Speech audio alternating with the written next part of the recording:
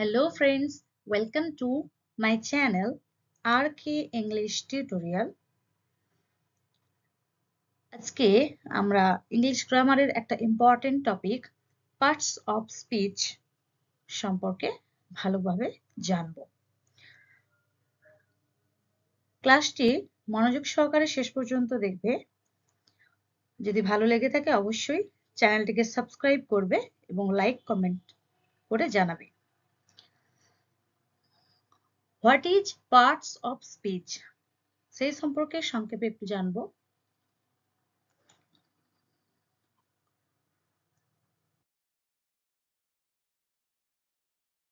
Parts of speech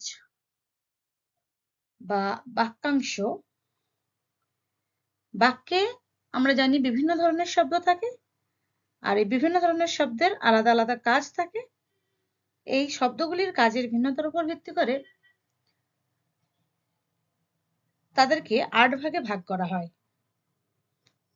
এই ৮টি ভাগ হলো noun, pronoun, verb, adjective, adverb, preposition, conjunction, interjection.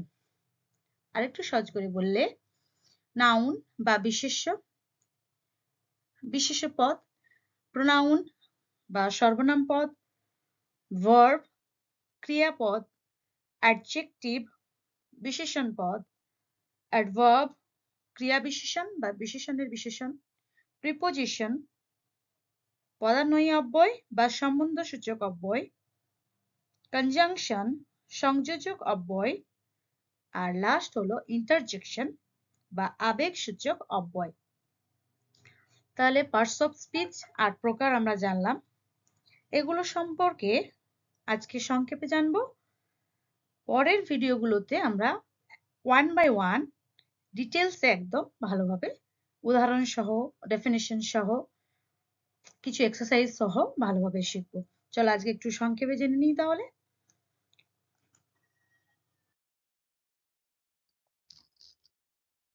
চলো সংক্ষেপে ৮টা পার্টস অফ স্পিচ সম্পর্কে আমরা শিখে ফেলি। প্রথমে নাউন। নাউনটা কি? না, ইটস আ নেমিং ওয়ার্ড। এই যে শব্দের দ্বারা কোনো কিছুর নাম বোঝাবে। যেমন ধরো person, place, things, virtues and versus, animals, state, time, etcetera.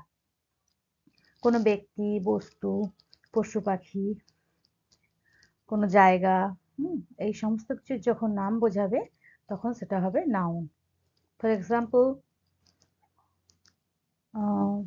Sudip, or কোনো অ্যানিমেলের নাম যদি বলি আমরা টাইগার, এগুলো হচ্ছে একটা নাউন।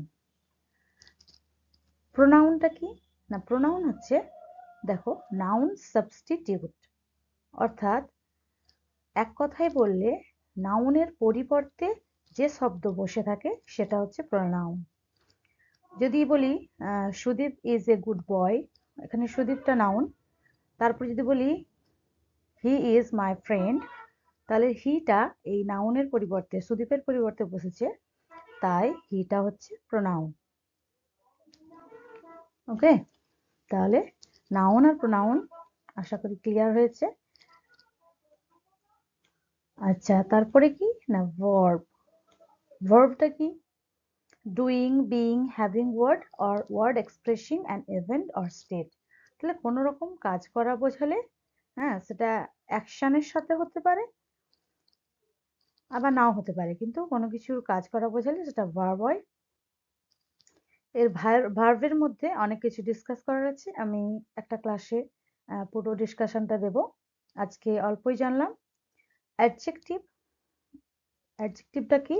না, এটাকে ডেসক্রাইবিং ওয়ার্ডও বলা হয়, কোয়ালিফাইং ওয়ার্ডও বলা হয়, ব্লেমিং, কোয়ান্টিটেটিভ ওয়ার্ডস বলা হয়।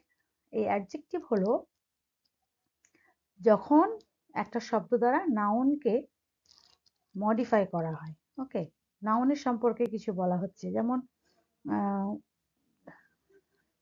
সে খুব ভালো ছেলে, হ্যাঁ, এই যে সে বা এই ছেলেটার সম্পর্কে যে খুব ভালো ছেলে, এই এখানে তার দোষ গুণ বা এগুলোকে মডিফাই করা হচ্ছে বলে এটা হচ্ছে অ্যাডজেক্টিভ। অ্যাডভার্বটা কি? না এটাও একটা ওয়ার্ডকে মডিফাই করে। সেই ওয়ার্ডটা কি হতে পারে? ভার্বও হতে পারে, অ্যাডভার্বও হতে পারে, অ্যাডজেক্টিভও হতে পারে। এগুলো ডিটেল ক্লাস অবশ্যই আমি দেব। এখানে শুধু সংক্ষেপে বলে দিলাম।